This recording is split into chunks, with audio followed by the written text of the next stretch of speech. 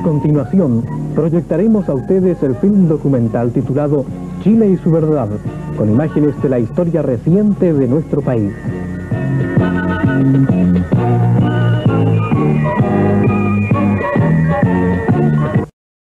Narración Fernando James. Argumento y texto Hermógenes Pérez de Arce. Ayudante cámara José Salazar. Corte de negativo Carlos Vargas. Jefe electricista Manuel Soto. Títulos: Gustavo Perales. Coordinador Fernando de la Cerda. Director Alido Rojas Beal. A Chile Films le correspondió terminar la referida película realizando los procesos de una nueva filmación, compaginación y sonorización, en la cual prestaron su colaboración las siguientes personas. Dirección: Hugo Gálvez.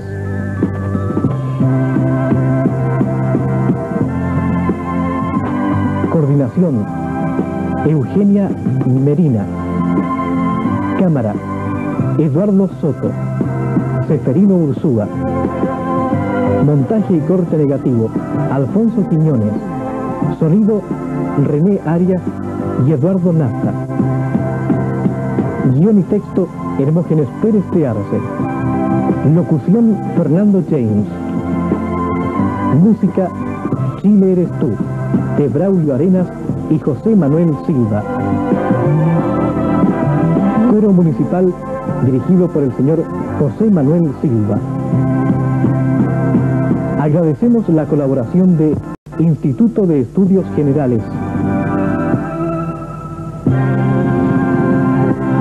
Compañía Manufacturera de Papeles y Cartones, Sociedad Anónima, Empresa Pesquera Eperva, Sociedad Anónima, Fábrica de Chocolates Costa, Sociedad Anónima Comercial, Fiat Chile, Sociedad Anónima, Fideos y Alimentos Carosi, Sociedad Anónima, Madensa, Manufacturera de Metales, Sociedad Anónima, Maderas Prensadas Cholguán, Sociedad Anónima, Sociedad Industrial Pizarreño, Sociedad Anónima, Yarude S.A. Manufacturas Chilenas de Algodón, Compañía Chilena de Electricidad,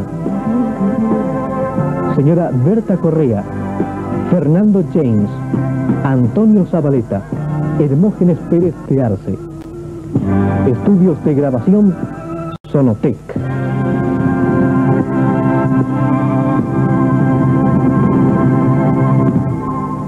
El deber moral que la patria le supone de unir al gobierno, realmente legítimo hacia la mayoría nacional, lo cual de por sí, ante Dios y ante la historia,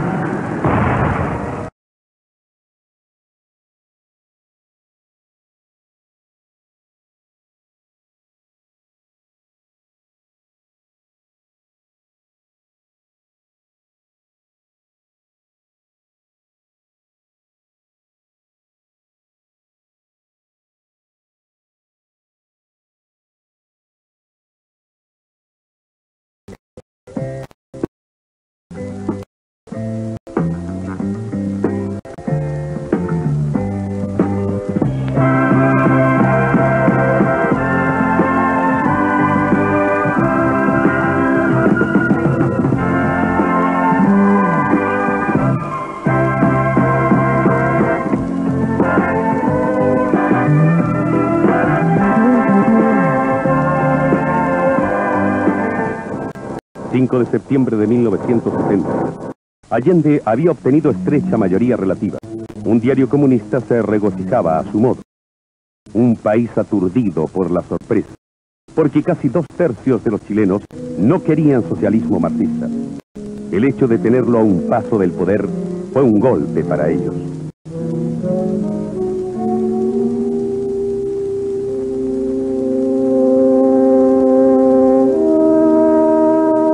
Las calles desiertas de la capital reflejaban el abatimiento de la mayoría.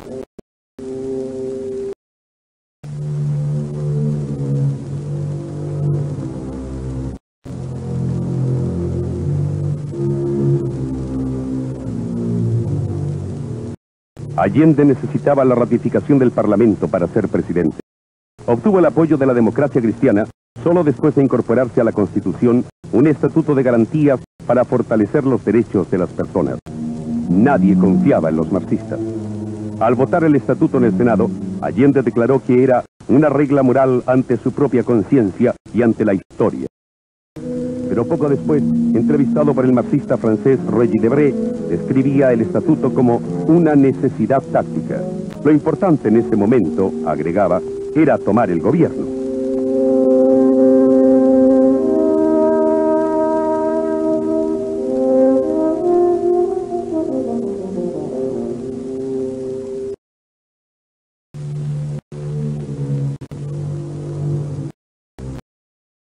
Pero muchos no creyeron en las promesas de Allende. Liquidaron sus bienes a vil precio y abandonaron el país antes de que el primer presidente marxista asumiera el poder.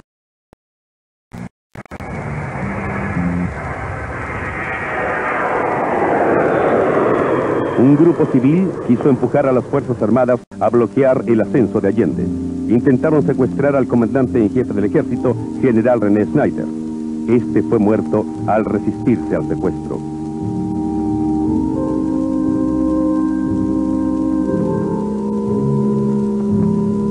Así llegó Allende a la presidencia de la República un 5 de noviembre de 1970. Una de las primeras medidas del nuevo gobernante fue adquirir para su uso la mansión de un magnate en un barrio exclusivo. La hizo rodear de inmensos muros que la convirtieron en una verdadera fortaleza. Además, a los pocos meses de gobierno, su secretaria privada aparecía comprando con misteriosos recursos una segunda mansión a su nombre, el Cañaveral, en los faldeos cordilleranos.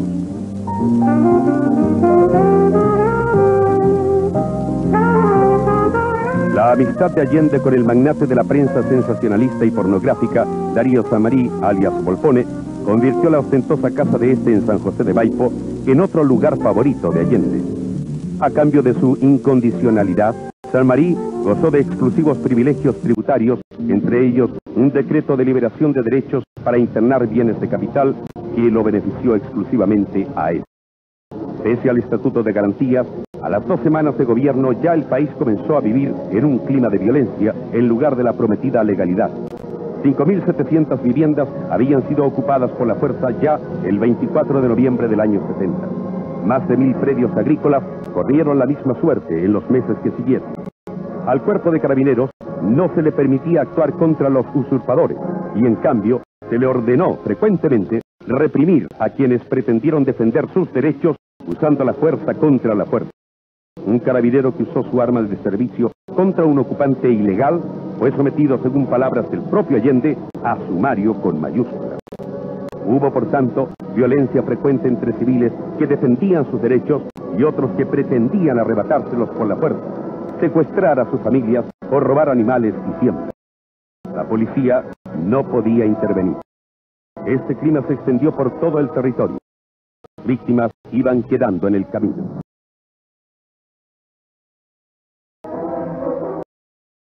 Una de ellas, la agricultora Antonieta Maagel, vivía en esta casa. En diciembre de 1970, decenas de extremistas armados la asaltaron sin que nadie acudiera en su auxilio. Después de vejarla y violarla, la encerraron y saquearon la morada.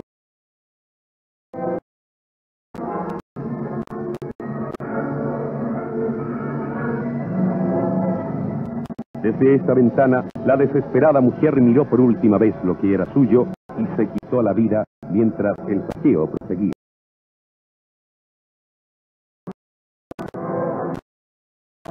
Entre tanto, el ministro de Agricultura, Jackson Scholl, tenía que había tranquilidad en los campos y prometía que Chile no solo se autoabastecería de alimentos, sino que pasaría a ser un gran exportador de ellos. Los campesinos en un comienzo creyeron cuando él les decía que la tierra sería de los que la trabajaban. Al mismo tiempo, el armamentismo ilegal comenzó a organizarse con toda impudicia, e incluso bajo el disimulado amparo del gobierno. El comandante Pepe, jefe del MIR en Panguipulli, lo declaraba así en entrevista de televisión transmitida por el Canal 13 de Santiago. Pese a que los tribunales despacharon contra él órdenes de aprehensión por sus asaltos a mano armada, el ministro del Interior, José Toá, encargado por la ley de hacer cumplir esas órdenes, hacía caso omiso de ellas. Con ocasión de su visita a Panguipulli, el comandante Pepe, encargado reo y con orden de detención pendiente, lo fue a despedir en persona. Cerca de él había incluso un carabinero. Interpelado otro ministro de Allende sobre el armamentismo ilegal, declaraba: se habla de un comandante Pepe y de un fondo donde existiría una escuela de guerrilla, pero no podemos hacer nada, porque no se nos indica qué fondo es. Un diputado socialista, Pedro Jáuregui, que confirmó las denuncias de la oposición sobre grupos armados y los acusó de violencias y pendido de sus derechos por la directiva del partido, en el cual militaba también el propio Allende.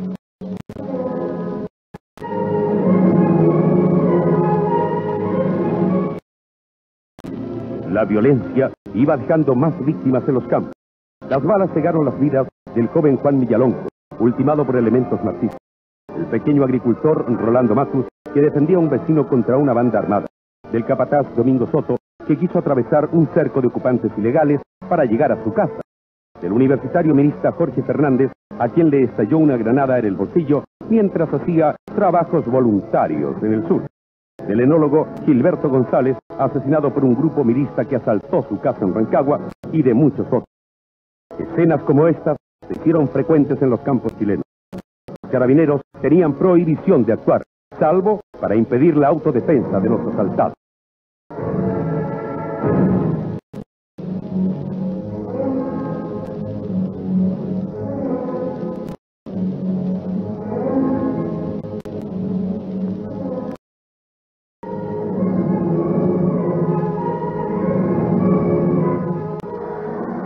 La violencia llegó pronto también a la ciudad.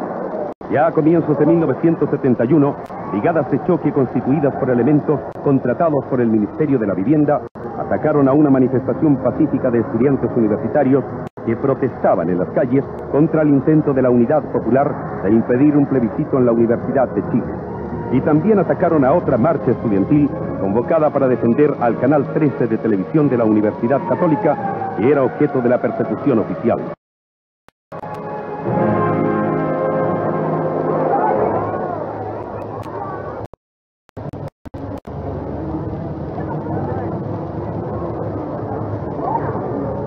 Hubo violentos enfrentamientos en las calles con numerosos estudiantes heridos.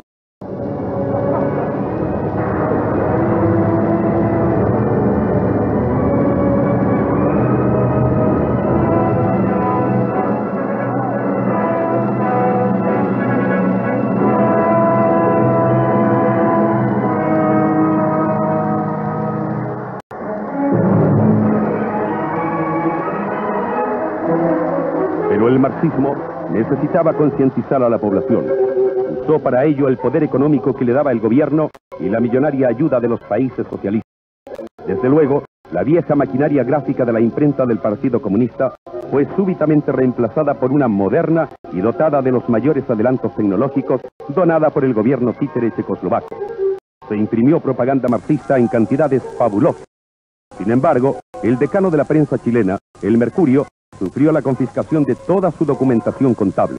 Además, se prohibió publicar avisos fiscales en diarios no marxistas. Entre tanto, los diarios La Mañana de Talca y El Sur de Concepción eran violentamente usurpados por elementos gobiernistas sin que nada hiciera la fuerza pública por evitarlo. Y el gobierno controlaba 8 de 13 diarios de la capital, el 70% de las radios y la única estación de televisión de alcance nacional. Después de controlar los principales estudios cinematográficos y la distribución de películas, la Unidad Popular importó masivamente cintas de procedencia soviética y cubana. Directamente desde Moscú o a través de La Habana, se transmitía el mensaje de violencia y fanatismo que el Kremlin había diseñado para convertir a Chile en otro satélite. Estos noticiarios de propaganda que se encontraron en la residencia presidencial de Tomás Moro muestran el empleo de armamento similar al que repartían los grupos gobiernistas a sus bases. Ametralladoras .30, cohetes tipo Katyushka, máscaras antigas.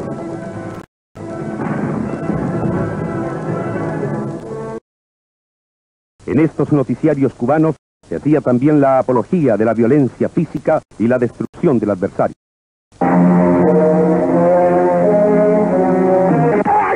Estaban destinados a enseñar cómo llevarla a cabo.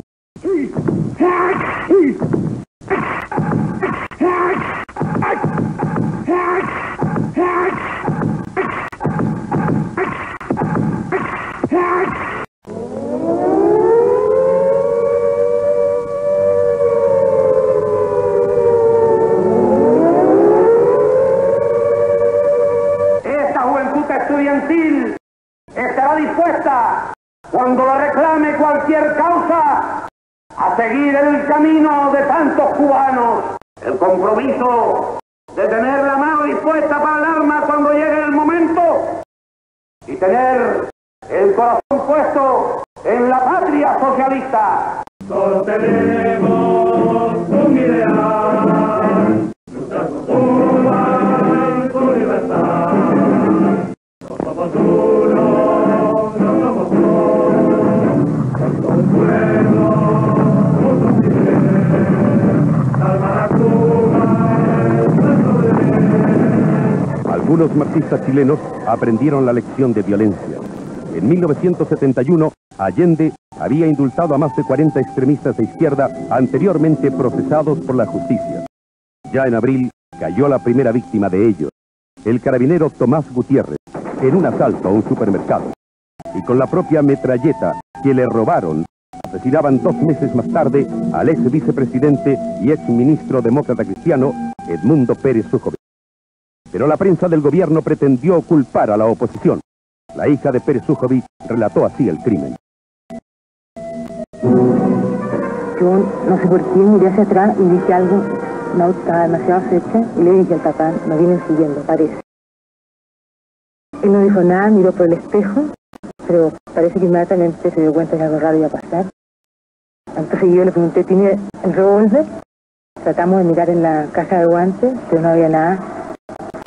Ya en ese momento el auto que me venía siguiendo se adelantó, se puso al lado de nosotros y uno de los tipos se echó hacia adelante como para reconocerlo. Ya no tuvimos nada más que hacer porque el auto, después de eso, se cruzó, nosotros frenamos, el tipo se bajó con una ametralladora ya a punto de disparar, se puso al lado de papá y le disparó a escasos centímetros, varias ráfagas de ametralladora, y gritando algo contra él, que no me acuerdo exactamente qué era, pero era contra, eso no me da ninguna duda. Acto seguido yo me tiré al suelo, no supe por qué, y sentí nada más que el auto partía rápidamente, está ahí por decir cuáles fueron mis impresiones. Pero los lazos del director de investigaciones, Eduardo Paredes, con los asesinos, fueron acreditados en el propio Congreso Nacional. Esto obligó a Paredes, que inicialmente había protegido a los asesinos, a procurar callarlos por todos los medios. 2 de ellos fueron muertos antes de ser capturados. Un tercero escapó. El gobierno quiso tender una cortina de humo y fabricó apresuradamente un complot de la oposición, diciendo que el asesinato de Pérez Sujovic era parte de él. El 12 de julio, el ministro del Interior, José Toá, declaró: la Armada nos ha hecho llegar documentos relacionados con el barco Puelche y fotografías aéreas del mismo cuando sus tripulantes procedían a lanzar bultos al mar. Pero mentía. He aquí la verdad.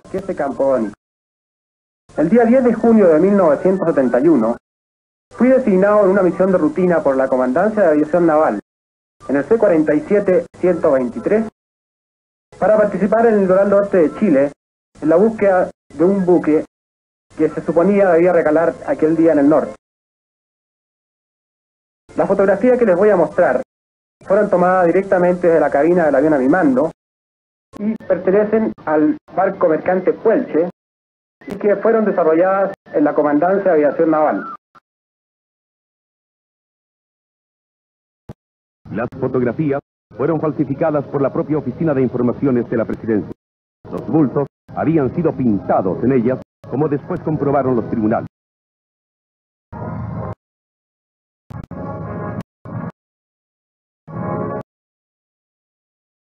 El restante asesino de Pérez Sujovic, Heriberto Salazar, sabiéndose condenado a muerte por sus camaradas, quiso vengarse de Paredes, que los había traicionado, y perpetró un solitario asalto a investigaciones en su búsqueda.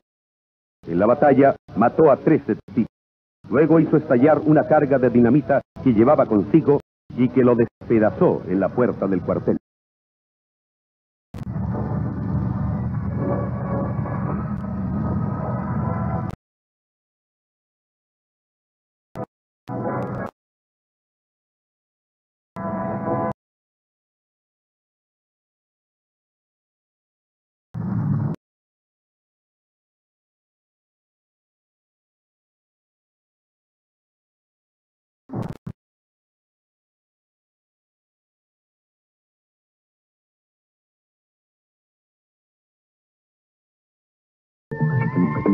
Algunos negocios raros también empezaron a tener lugar. En agosto de 1971, Allende dirigió una curiosa carta pública a su ministro de Minería denunciando un negociado para entregar a la firma suiza Internodia el monopolio de las ventas del cobre chileno. Fueron detenidos, entre otros, el yugoslavo residente Zvonimir Medovic y el árabe residente Nasim Keilani, acusados por el gobierno de complotar con la CIA para hacer bajar el precio del cobre. Después de un largo proceso judicial, se supo que Medovic había sido socio comercial de Allende años antes y que Keilani le había solicitado una entrevista personal antes de la denuncia. Los tribunales debieron sobreseer a los acusados por falta de antecedentes. El gobierno se negó a apelar esa resolución. El asunto, denunciado en un principio como complot imperialista, quedó cubierto por el olvido, como convenía al gobierno que sucediera. Entre tanto, el ministro de Economía, Pedro Buscovich, había descubierto la panacea. Si tantos chilenos no tenían suficiente dinero, ¿por qué no fabricar más dinero? Para evitar las alzas de precios, se decretó la congelación de ellos. Y para remediar la escasez, se compró en el exterior todo lo que podía faltar. En un año, se gastó casi la totalidad de las reservas de dólares que había al asumir Allende. Luego se emprendió la incautación de industria. Hubo trabajadores que se opusieron, pero fueron despedidos. He aquí un ejemplo. En apoyo a estos compañeros que habían sido despedidos. El día 19 se hizo efectivo el paro y el día 20, porque fue un paro por 24 horas, el día 20 nos reintegramos a trabajar, en consecuencia que a 38 de los trabajadores nos dejaron afuera, sin poder entrar a trabajar. A todo esto, la abundancia prometida por Schoenzoll en los campos no llegaba, ni los campesinos recibían tierra. La protesta no demoró. Ellos querían ser propietarios y no esclavos del Estado. Algunos ni siquiera querían reforma agraria.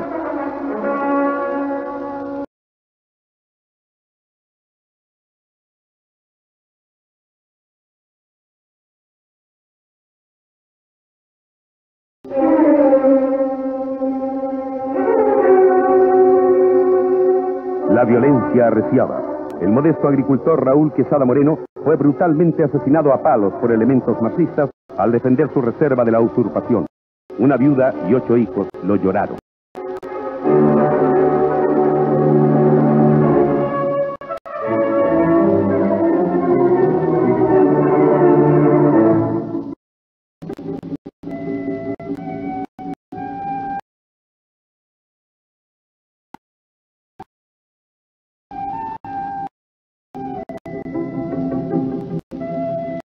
La escasez de alimentos llegó pronto a las ciudades.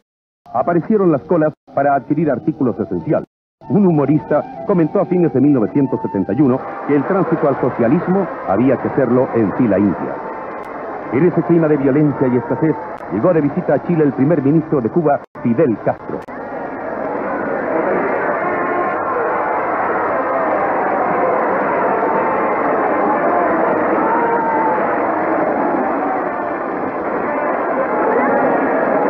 maestras comunistas enseñaban a sus alumnas el himno cubano. Las banderas chilenas no se veían por ninguna parte. Castro pidió una. Solo las había soviéticas y cubanas.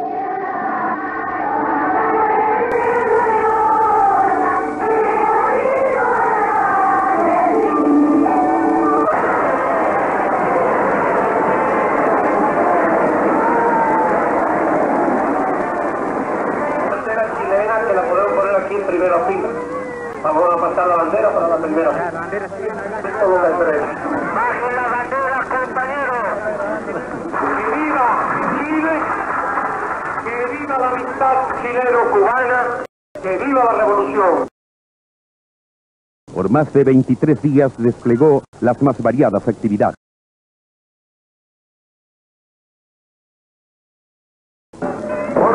Esta delegación y todos nosotros parecíamos niños de 12 años en las costas del Pacífico.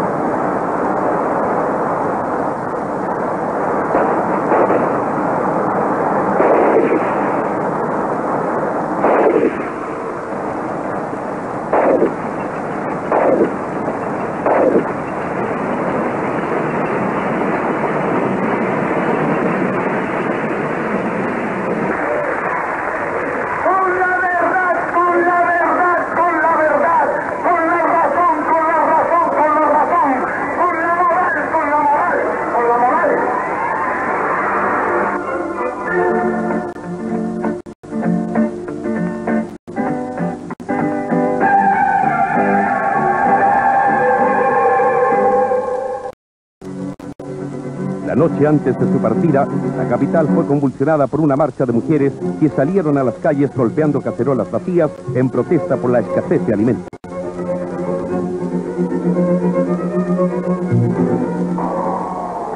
Pero el gobierno desató contra ellas la represión más violenta, a la cual añadió la agresión de sus brigadas civiles de choque.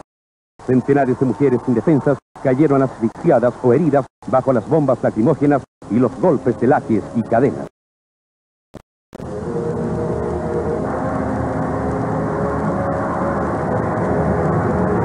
Una de ellas, Marta Ortiz Maldonado, salvajemente golpeada por los comunistas esa noche, estuvo al borde de la muerte. Las lesiones cerebrales sufridas le provocaron afasia. Tuvo que aprender a hablar nuevamente, y aún hoy lo hace con dificultad. Dos amigas mías y yo salimos a intercambio en las marchas. Pero los derechos humanos de estas personas no preocupaban a la opinión pública mundial. Los agresores no eran perseguidos, sino armados y protegidos por el gobierno.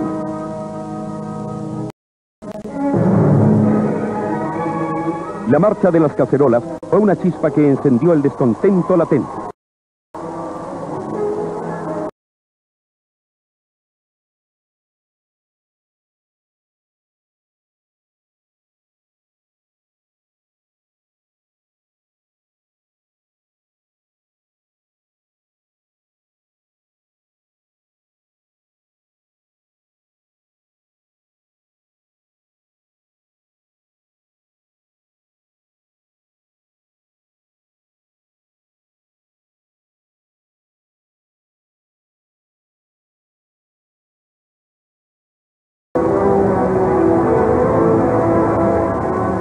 El gobierno decretó el estado de emergencia y entregó el mando a las Fuerzas Armadas al fracasar todos sus métodos represivos que ensayó.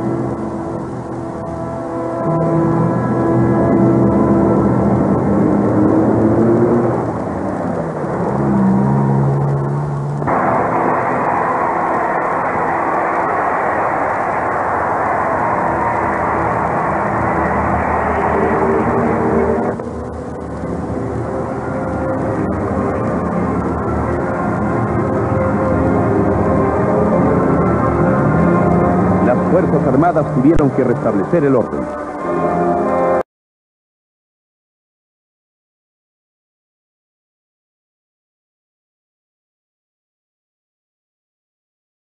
El intento popular se reflejó en dos elecciones complementarias en enero de 1972 en dos provincias del centro, en que la Unidad Popular sufrió sendas derrotas. Una de ellas en un medio que le había sido siempre propicio, y la otra por un margen aplastante. Allí comprendieron los partidos de la Unidad Popular algo muy importante, que el sistema electoral no les servía y que debía ser manipulado a su favor. En abril de 1972 tuvo lugar una concentración masiva de toda la oposición a Allende, que reunió a la mayor cantidad de chilenos vista hasta entonces en Santiago.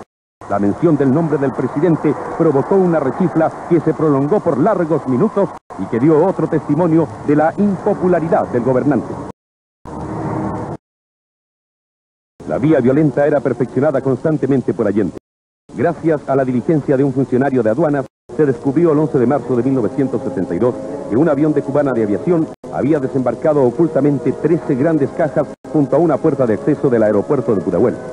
Ellas fueron llevadas por vehículos de investigaciones a la residencia presidencial de Tomás Moro. El director de aquel servicio y el ministro del Interior, Hernán del Canto, impidieron personalmente que los bultos fueran revisados por la aduana. El gobierno, a través del subsecretario del Ministerio del Interior, Daniel Vergara, dio distintas versiones sobre su contenido.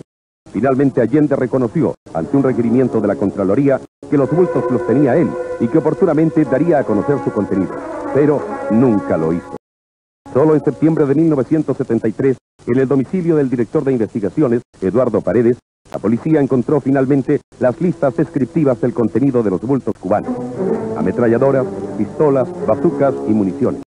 Una vez más, el presidente había engañado al pueblo.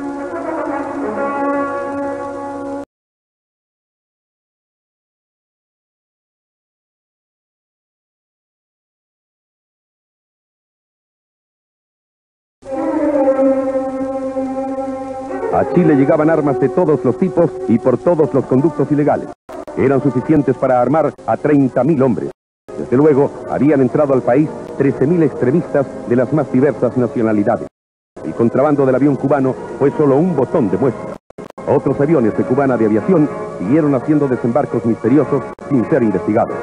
Hallazgos casuales hechos por funcionarios panameños en el aeropuerto de Tocumen y españoles en el de Madrid dejaron al descubierto embarques de metralletas y pistolas a bordo de aviones LAN que venían a Chile, en los que viajaban funcionarios marxistas que habían salido en comisión de servicios y gozando de sueldos y viáticos.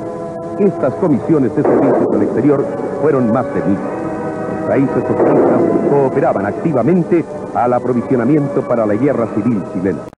A mediados de 1972, una desconcertada dueña de casa de Talcahuano escribía a un periodista relatándole que había adquirido de un funcionario de la Unidad Popular, en el mercado negro, por supuesto, un saco de azúcar desembarcado de una nave rusa atracada allí, y que al vaciarlo había encontrado una metralleta. Preguntaba acongojada a quién podía dirigirse. Solo la casualidad, ya que no la autoridad, protegía a los chilenos. El 28 de noviembre de 1971, el cubano José Rivera, jefe de la Guardia Personal de Allende, le entregó al presidente un memorándum secreto en el cual daba cuenta de haber repartido fusiles, ametralladoras y cañones sin retroceso al MIR, sacados de los depósitos ilegales de armas de su residencia de Tomás Moro. El documento está en los archivos oficiales.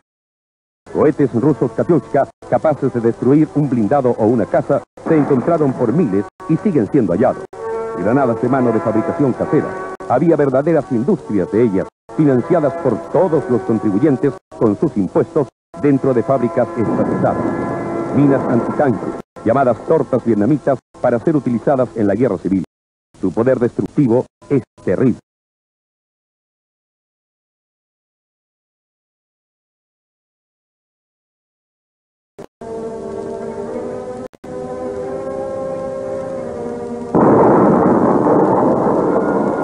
Así se obraba mientras se predicaba contra la guerra civil.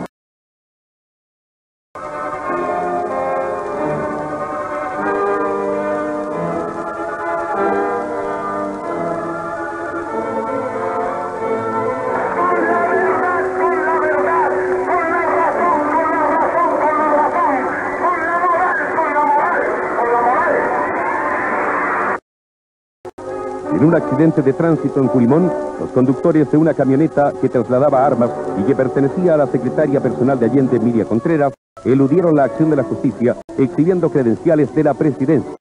Otro hallazgo casual, a raíz de un accidente de tránsito en Avenida Vicuña Maquena de Santiago, arrojó más evidencias del reparto masivo de armas. En el Parlamento se dio a conocer una larga lista de militantes y jefes del Partido Socialista que en el día del accidente habían recibido o debían recibir sus respectivos fusiles y metralletas. Estas armas tenían como fin matar a otros chilenos.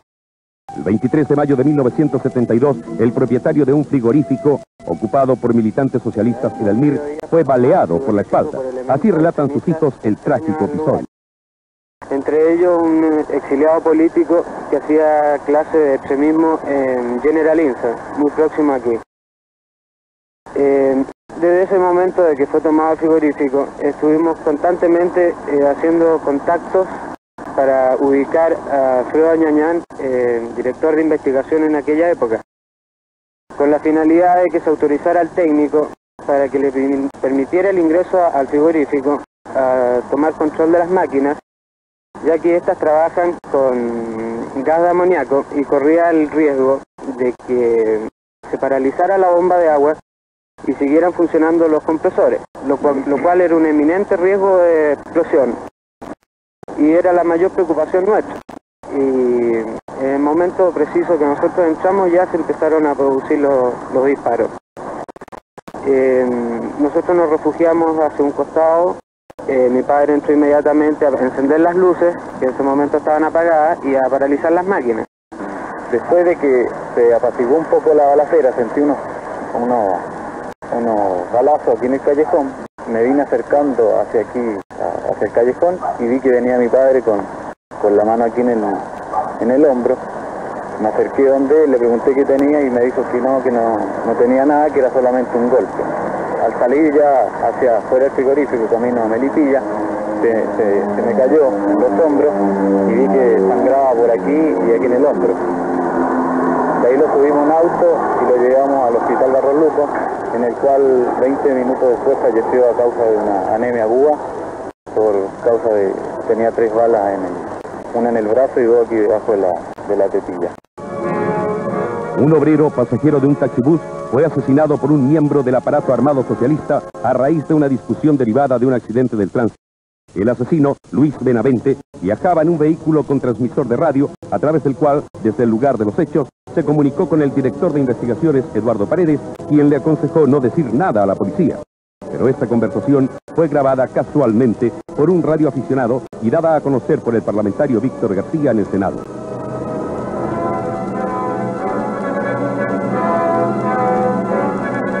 En octubre de 1972, la escasez, las alzas sin precedentes y el clima de ilegalidad y violencia provocaron manifestaciones que tuvieron alcance nacional. Distintas actividades paralizaron sucesivamente, exigiendo una rectificación. Los transportistas, los comerciantes, los industriales, obreros y empleados de esos sectores, más de 400.000 campesinos y 511.000 estudiantes se plegaron al movimiento.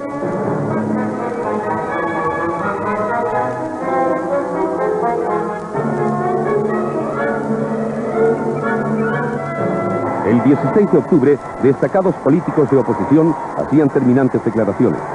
El gobierno está colocado definitivamente en la ilegalidad, declaró el senador Francisco Bulnes del Partido Nacional.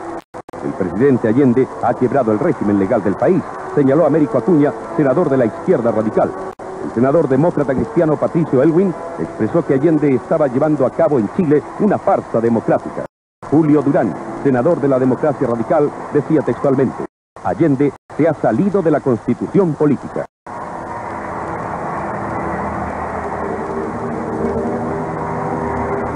El país se llenó de barricadas. Aparte de las fuerzas de orden, el gobierno pretendió utilizar a sus brigadas civiles de choque para reprimir a las masas. Hubo violentos enfrentamientos y centenares de heridos. Los municipios controlados por los nazistas lanzaron sus camiones contra los manifestantes. Desde ellos, los milicianos socialistas comunistas y del MIR, en más de una ocasión, dispararon armas de fuego.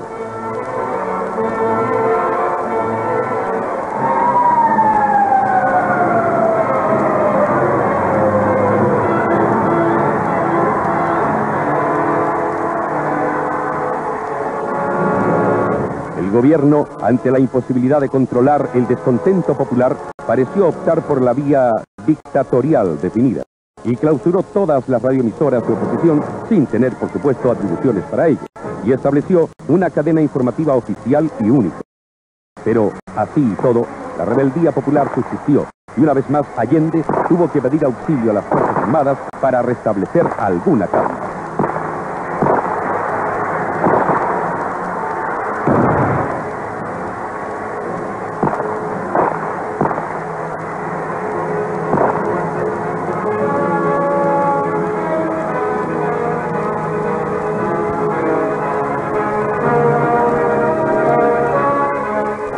La incorporación de las Fuerzas Armadas al gabinete permitió poner término a la huelga general que paralizaba el país.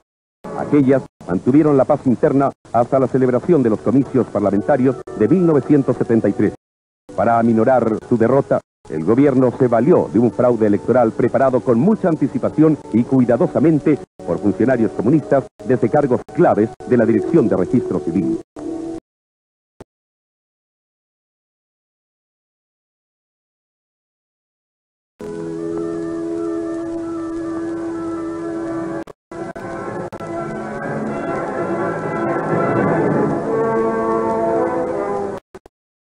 En el mes de julio de 1973, en mi calidad de decano de Derecho de la Universidad Católica y en representación de una comisión de profesores de esa facultad, puse en conocimiento de la opinión pública un cúmulo de antecedentes que demostraban que en la última elección de parlamentarios se había cometido un fraude electoral.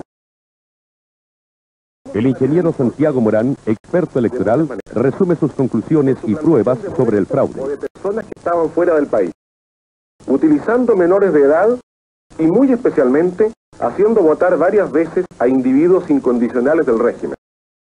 Para esto se efectuaron inspecciones múltiples en las últimas semanas antes del cierre de los registros, en lugares de fácil acceso, lo que permitía aprovechar mejor la duración del acto electoral. En el centro de la capital se encuentra una comuna cuyo territorio contiene el área verde más grande de Santiago, el Parque O'Higgins, antes llamado Parque Cousiño. En ella se produjo un insólito crecimiento electoral, el doble de las otras comunas, con no menos de 2.000 electores varones que estadísticamente no tienen explicación alguna. ¿De dónde salieron estos electores fantasmas? En las primeras mesas, formadas antes de agosto del 72, la unidad popular no llega al 40%. En cambio, en las 13 últimas, que se inscribieron en los 60 días antes del cierre, la coalición marxista obtiene porcentajes que van del 70 al 85%. Pueden ver, señores espectadores, un registro de estas mesas, borrado completamente y vuelto a escribir con una caligrafía que no corresponde precisamente a la que debe tener un funcionario del Estado responsable de un acto tan delicado como es la inscripción electoral. La ley de elecciones entonces vigente establecía que el ciudadano debía acreditar el lugar preciso de su domicilio mediante un certificado policial u otros documentos probatorios. Sin embargo, los 2.000 electores fantasmas se anotaron con direcciones que no existen o que resulta imposible determinar. Como ejemplo, pueden observar una página en la cual, de 10 electores, 6 aparecen domiciliados en el interior del Parque Cousiño. 500 individuos hicieron lo mismo. Hay individuos que sufragaron 2 veces en la misma mesa con identidades distintas. Incluso, hemos llegado a determinar, mediante un análisis dactiloscópico, que algunos de ellos no tuvieron la precaución de cambiar el dedo. Marcaron 2 veces el pulgar derecho y aparecen así, sin lugar a dudas, con doble votación en el mismo registro. La investigación continúa. Lamentablemente, identificar al elector fraudulento es muy difícil y casi imposible. El nombre es falso.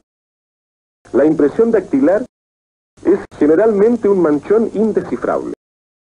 Y lo que es peor todavía, muchos de estos entusiastas partidarios del fenecido régimen marxista no eran compatriotas nuestros. Eran extranjeros ingresados ilegalmente al país y de ellos no existe registro dactiloscópico. Se podía adulterar la voluntad popular, pero no los hechos económicos. Ya a fines de 1972, la escasez de harina había obligado a elaborar pan oscuro, utilizando subproductos que los chilenos debían resignarse a comer. Se justificaba lo anterior aduciendo la escasez de divisas, pero las divisas no faltaban para los lujos del gobernante. Muestra de su inclinación por ellos fue la adquisición en el extranjero de un autobús fabricado especialmente para Allende y a todo costo.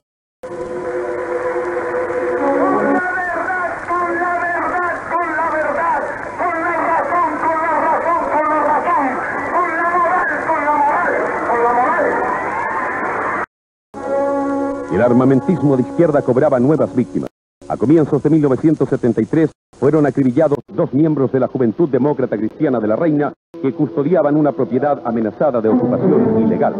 Los asesinos obtuvieron la inmediata protección del intendente de Santiago, Jaime Faibovich. En un intento de saqueo de una distribuidora de alimentos, 5 carabineros resultaron heridos. Los de libre información desesperaban al gobierno. Al aparecer el Canal 6 de televisión de la Universidad de Chile, no controlado por él y que había sido trabajosamente instalado con precarios medios por técnicos universitarios, envió a la policía a destruirlo y contrariando todas las normas jurídicas.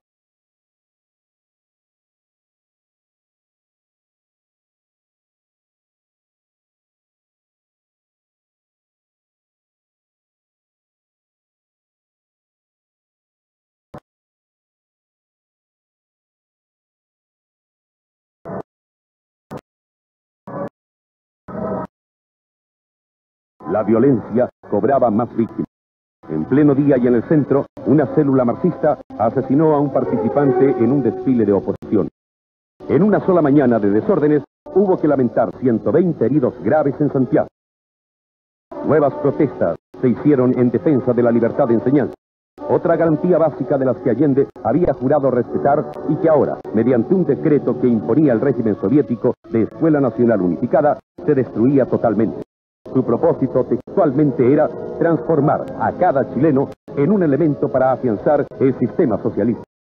Los trabajadores manifestaron cada vez con mayor fuerza su descontento. La demostración más elocuente de él fue la huelga a mediados de 1973 de los trabajadores del mineral de El Teniente, que duró 2 meses y medio. El gobierno no la pudo quebrar, ni siquiera mediante las más odiosas y violentas represiones. Más de 5.000 mineros iniciaron una marcha sobre Santiago para pedir al presidente de la República una solución para sus problemas. El gobierno, que se autoproclamaba de los trabajadores, por toda respuesta, dio la orden al cuerpo de carabineros, tras el cual se escudaba ya casi constantemente para ocultar su debilidad, de detener a los mineros por la fuerza en el puente sobre el río Maipo.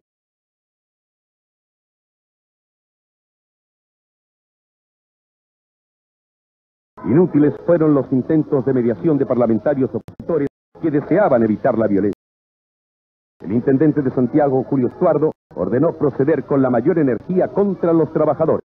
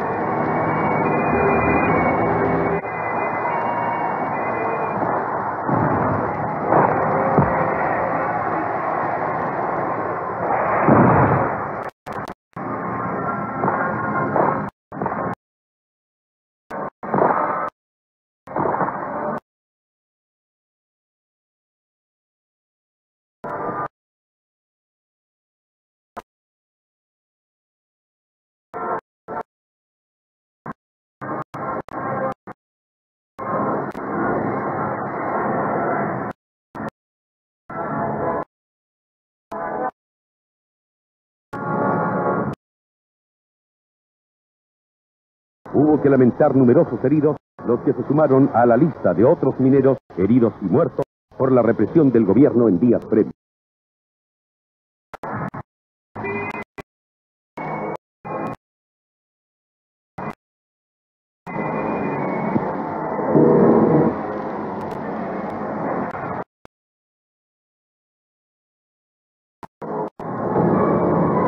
En horas de la noche, miles de trabajadores vadearon el río y lograron llegar a Santiago al día siguiente. La Universidad Católica les brindó asilo contra la persecución del gobierno y de sus cuerpos de choque.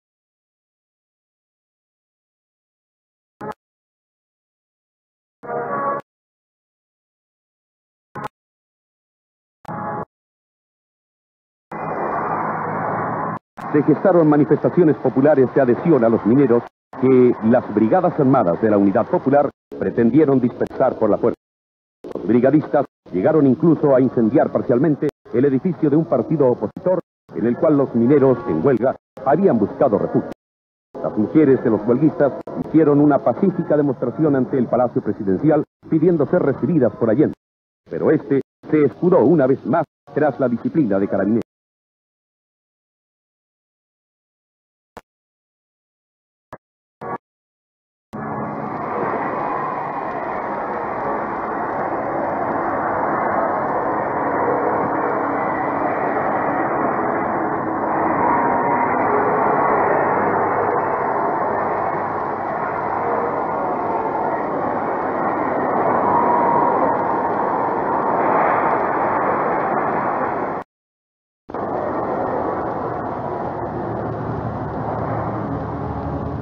La violencia callejera se hacía cada vez mayor, como consecuencia del descontento popular.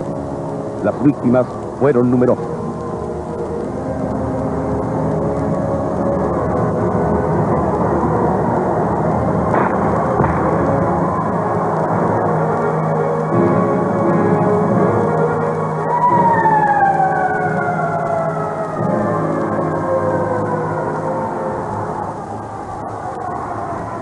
El cuerpo de bomberos debió intervenir para sofocar incendios provocados por cócteles Molotov lanzados por extremistas de izquierda.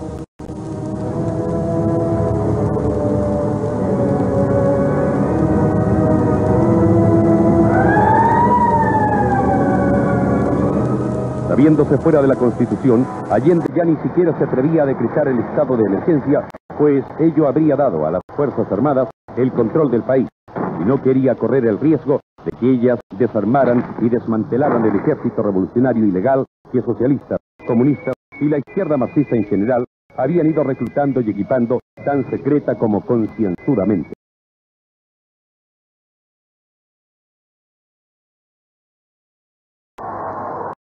Por otra parte, el gobierno tenía interés en mantener a raya, por el momento, a su ejército civil ilegal, pues su participación en incidentes callejeros aislados podía poner en descubierto antes de tiempo su real envergadura.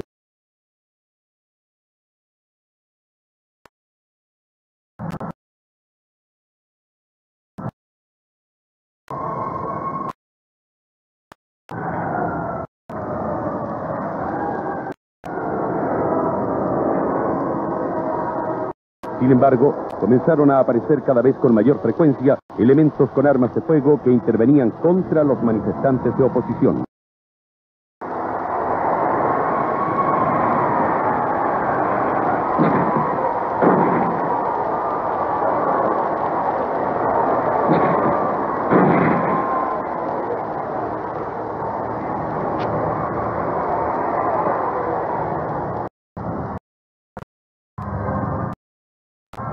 La labor de Carabineros fue en esos días amarga y agotadora, pero su disciplina le imponía la obligación de defender al gobierno. La ciudad de Santiago, como otras del país, se convirtió en un campo de batalla saturado de gases lacrimógenos, pedradas y disparos. Nadie podía sentirse ya a salvo en las calles a ninguna hora del día.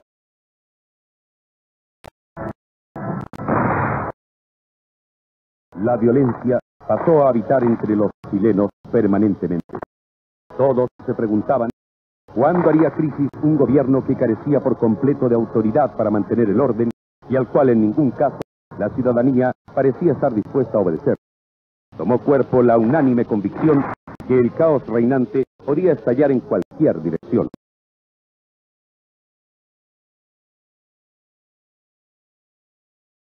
Un anticipo del desenlace inevitable tuvo lugar el 29 de junio de 1973. Varios tanques de una unidad blindada rodearon el Palacio de la Moneda e hicieron algunos disparos.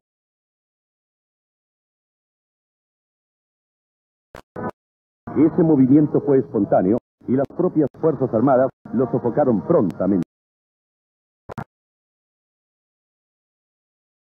Pero él sirvió para apreciar la orfandad de apoyo en que se hallaba Allende.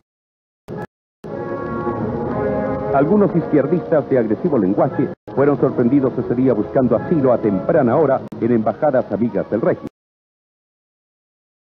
Armas tendrá el pueblo, había dicho Allende por radio en una de sus arengas de esa mañana. Pero el pueblo no se presentó a recibirlo. Entonces, ya a media mañana, el presidente optó por recomendar que todos permanecieran en sus casas y lugares de trabajo.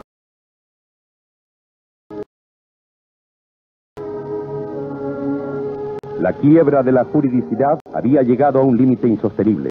Así lo aseveraba la Corte Suprema en pleno, según palabras de su presidente de la época, don Enrique Urrutia. Al presidente de la República, por enésima vez, la actitud ilegal de la autoridad administrativa. Y el Contralor General de la República, Héctor Humérez, decía: con quien habla, le manifestó que tenía temor que la Corte Suprema de Justicia, frente a un requerimiento, dijese que la reforma era inconstitucional y que el Poder Legislativo tampoco podía obtener nada por la vía del veto porque ya había ejercitado el derecho, que no le quedaba otro recurso que la promulgación parcial que él pretendía obtener de la Contraloría, y me señaló el peligro que al ser devuelto ese documento por Contraloría fuese el detonante que acarrease un golpe de Estado, porque las Fuerzas Armadas se iban a convencer de que él estaba actuando fuera de la Constitución y fuera de la ley.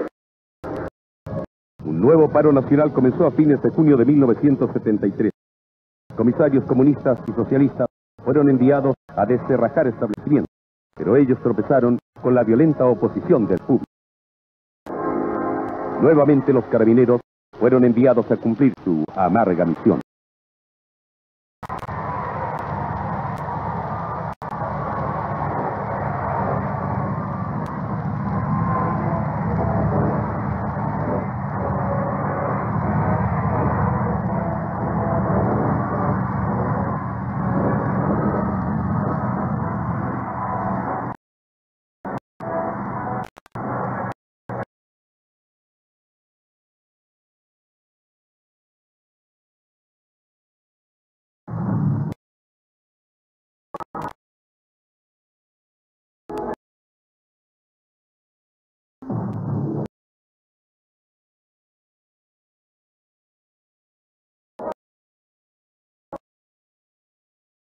La evidencia de que el gobierno preparaba un golpe sangriento se hizo sensible especialmente en el sur.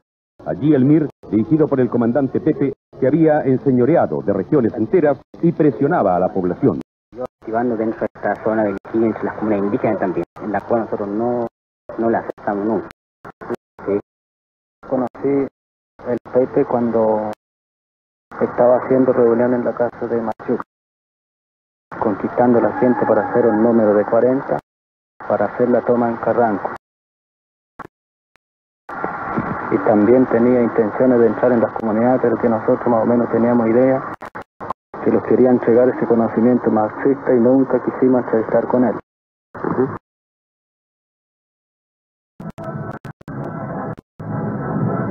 En los días siguientes al 11 de septiembre de 1973, fueron descubiertos enormes arsenales ocultos que no podían tener otra finalidad que servir para una guerra civil en gran escala. Las escenas que vemos corresponden al propio momento en que se excava en busca de armamento guerrillero. Son hallados pertrechos perfectamente acondicionados en su escondrijo subterráneo.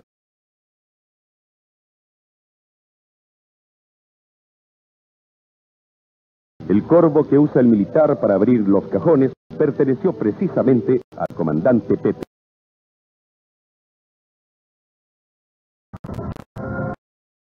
Los cajones de granadas estaban a punto para ser abiertos y usados cuando se diera la orden para iniciar la toma del poder por la vía armada por parte del...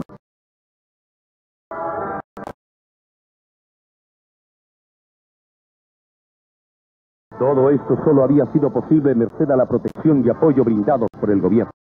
Así, se formó un ejército capaz de llevar a cabo la toma del poder en el momento oportuno.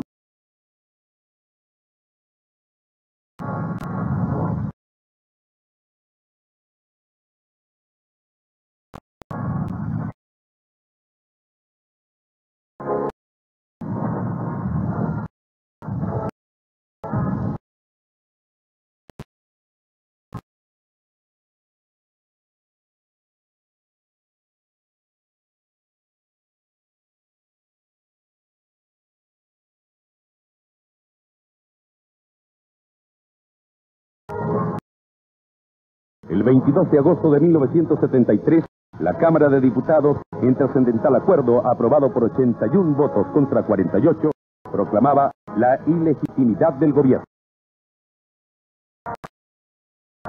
En esos mismos días, las manifestaciones juveniles que pedían el retorno a la constitucionalidad eran agredidas a bala desde edificios públicos por los irregulares de izquierda.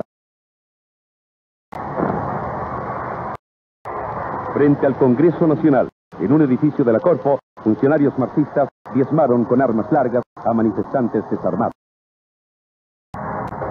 Uno de ellos, el universitario Diego Lepe, fue filmado por la televisión tras caer con una bala en la cabeza en medio de un charco de sangre. La violencia alcanzaba ya un grado intolerable.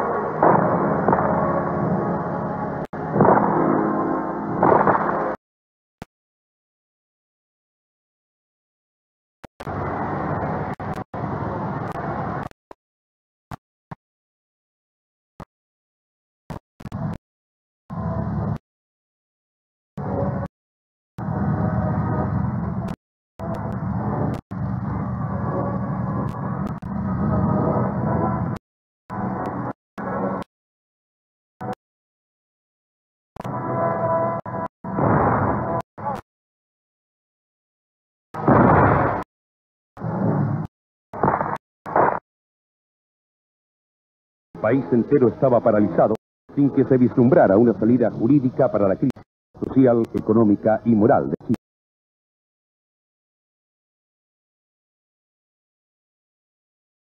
Mediante desesperadas acciones, el gobierno intentaba quiebrar la huelga, pero sin lograr.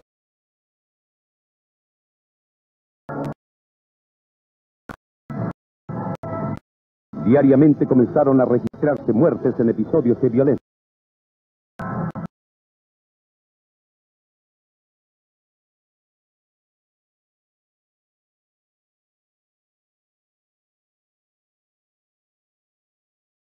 El camionero Mario Montuschi recibió una bala en la espalda durante una acción represiva ordenada por el gobierno.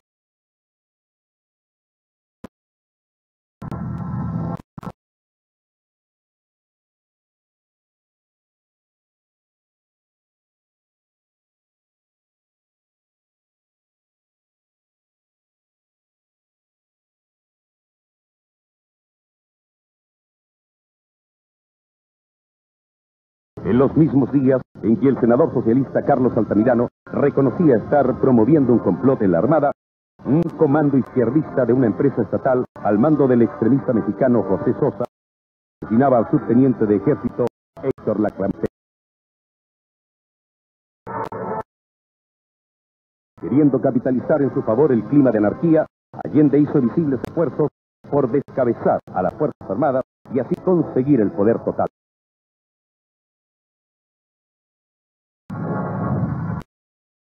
El caos era absoluto.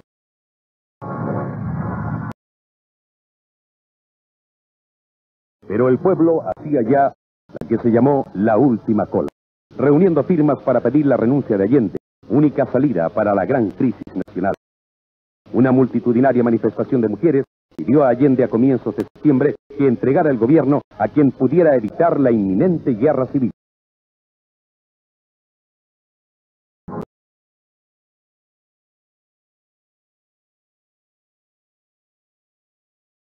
Al amanecer del 11 de septiembre en Valparaíso, la Armada controló rápidamente la situación sin derramamiento de sangre.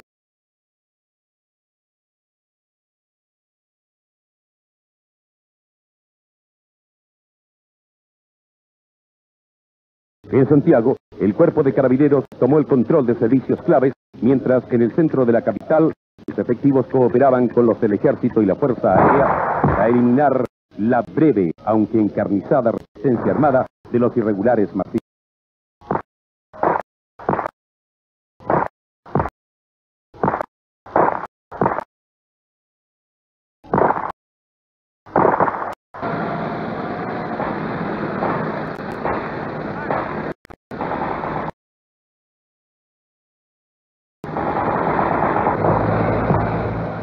La eliminación de los focos de resistencia armada se consiguió alrededor de las 3 de la tarde del día 11 de septiembre, poco después de que Allende pusiera fin a su gobierno y a su vida con un arma soviética que Fidel Castro le había donado.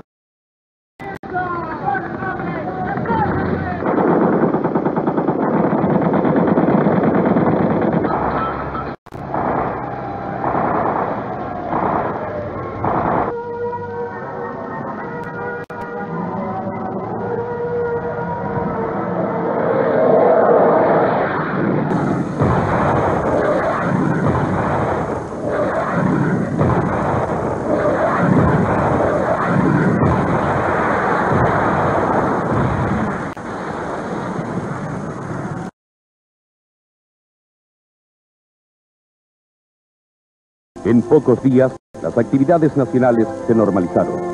Comenzó la sacrificada tarea de la reparación y reconstrucción del daño causado por tanto odio sembrado bajo la consigna socialista en un fallido intento de someter y colonizar a una nación orgullosa e independiente. El orden y la tranquilidad para vivir, educarse y trabajar se miran hoy como una apreciada reconquista de algo que el país estuvo a punto de perder.